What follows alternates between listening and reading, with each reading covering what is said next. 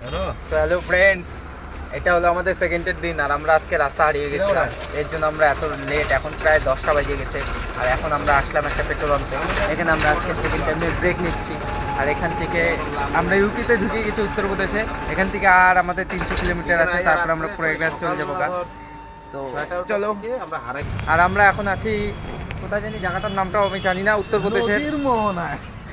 উত্তরপ্রদেশের এখান থেকে আর প্রয়াগরাজ মাত্র 200 কিলোমিটার।